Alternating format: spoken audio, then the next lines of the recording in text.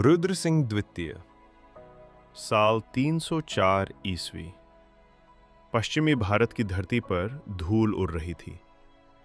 पुराना साम्राज्य लड़खड़ाता हुआ एक नए राजा की तलाश में था। और तभी गुंजती है एक घोषणा, रुद्र सिंह द्वितीय गद्दी संभालते हैं। ये कोई साधारण क्षण नहीं था। साम्राज्य टूटने के कगार पर था। उत्तर में उभरता हुआ गुप्त साम्राज्य और भीतर विद्रोह, कमजोर अर्थव्यवस्था, हर ओर संकट ही संकट।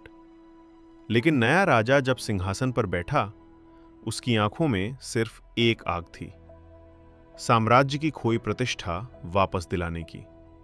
पहला कदम, राज्य की आर्थिक धड़कन को फिर से चालू करना। रुद्र सिंह ने चांदी के ऐसे सिक्के ढलवाए जो सूरज की रोशनी में चमकते हुए कहते, क्षत्रप अभी जिंदा हैं। इन सिक्कों पर उनकी तेज नाक, मुकुट और शक्ति के चिन्ह। पूरा पश्चिमी भारत एक ही बात समझ गया, एक मजबूत राजा लौट चुका है। फिर शुरू हुआ उनका दूसरा मिशन, राजनीतिक गठबंधन। जहां ताकत काम ना आए, वहां बुद्धि से काम लिया। उन्होंने छोटे गणराज्यों, सरदारों और स्थानीय राजाओं को जोड़कर एक ऐसी दीवार खड़ी कर दी जिससे गुप्तों का विस्तार उसी समय रुक गया। उनकी वजह से गुजरात, मालवा और काठियावाड़ लगभग आधी सदी तक सुरक्षित रहे। लेकिन सिर्फ युद्ध और राजनीति ही नहीं, रुद्र सिंह एक आध्यात्मिक राजा भी थे। मंदिरों का निर्माण, दान और धर्म का संरक्षण।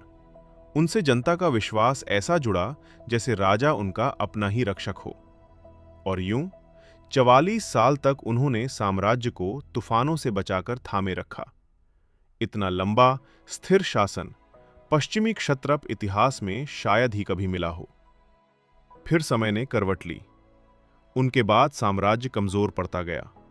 लेकिन इतिहास आज भी कहता है, अगर रुद्र सिंह द्वितीय न होते तो पश्चिमी क्षत्रपों का आखिरी स्वर्ण युग कभी आया ही नहीं होता।